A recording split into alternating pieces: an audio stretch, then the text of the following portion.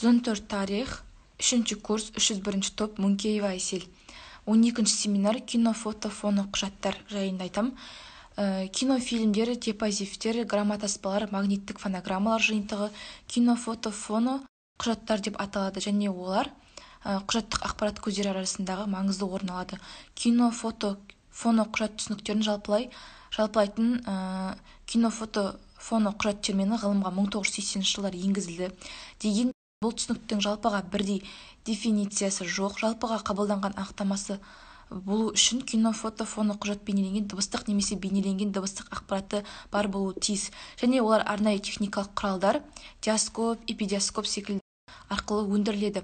Тек бұлардың қатарына фотосурет кірмейді, себебі мұндағы ақпарат техникалық құралдың көмегінсіз шығарылады. Кино, фото, фоно, құжаттың пайда болуы қоғамның қазіргі және келешек ұрпаққа ақпаратты беруде сөз жүзінде берілген жағдайда өзінің толық немесе басты маңызын, спецификасын жоғалтып алатын болғандықтан мұраны бейнеленген түрде бекіту, қалдыру, жалғастыру сұранысының өсуімен ұштаса түсті. Кино, фото, фоно, құжат басылымдарымен салыстырғанда құжаттық салада олардың кеңінен пайдаланудың бірнеше артықшылықтары бар. Бір арналық қабылдауда болатын ақпарат азаю мүмкіндіктерін төмендететін кино, фото, фоно, құжат адамның түрлі анализаторларының ықпалы солардың басты артықшылығы болып табылады. Адамның қанша сезім мүшесі болса, сонша ойлау тәсілдері болады деп есептелінеді. Негізінен ақпарат барлық арналардан бір уақытта түсуі тиіс. Көру 3%, есту 13%, сезіну 6%, иіс сезу 3%, дәм сезу 3%. Ауызша мәтінді құжаттарды немесе толық және мүлдем сөзбен бекітілмейтін дыбыстық және образдық ақпаратты тараптар бекіту және таратуды қамтамасыз ететін кино, фото, фоно, құжат маңызды ерекшелігі болып табылады. Сонымен қатар кино, фото, фоно, құжат арқылы ақпаратты қабылдауда пайда болатын эмоционалдық негізін қалайды. Осы күнге дейін жалпыға бірдей қабылданған кино, фото, фоно, құжат қамтамасы жоқ. Негізінде екі түрлі қасиеттері бар. Біріншісі, ақпаратты қабылдау арнасы немесе адамның сезім мүшелеріне әсер ету тәсілі. Ал екінші, ақпаратты құжаттандыру тәсілі кино, фото, фоно, құжатта белгіленген.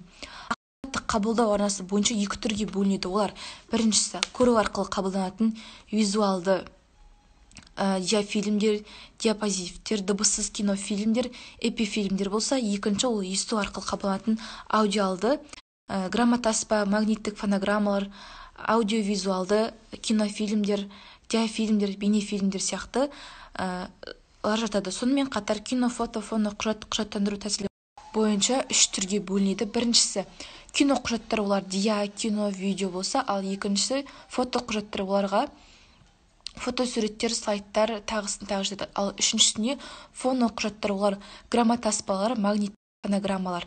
Кино, фото, фоно құжат көпшілігі материалдық құжаттар. Фото және кинопленка, диск, бейне, сурет және дыбыс өндіретін матрица. Қабылдау саласы бойынша кино, фото, фоно құжат адам оқитын болып бөлінеді. Мұндағы ақпаратты адам техникалық құралдар қолдану арқылы қарапайым түрде жеңіл қабылдайды.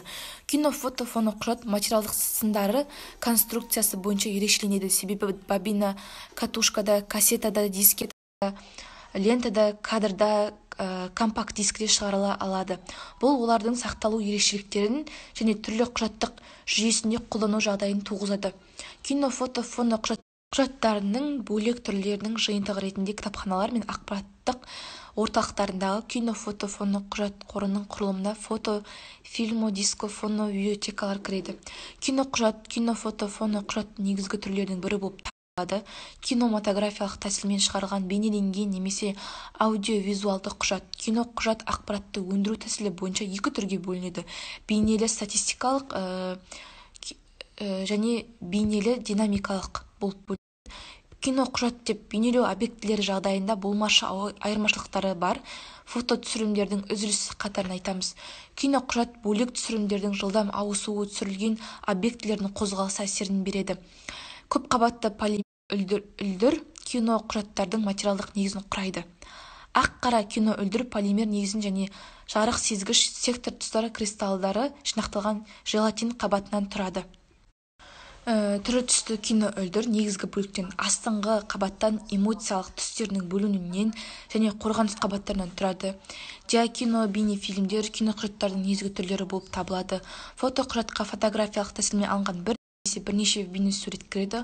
оның объективті шындық құбылыстары фотохимиялық тәсілмен жазылған бейне түрімен құжаттандыру нәтижесін айтамыз. Кино-фото-фоно құжат негізгі түрі фотоқұжаттарға фотосурет пен диапозитивті түрде жатады және олар жанрға байланысты бөлінеді.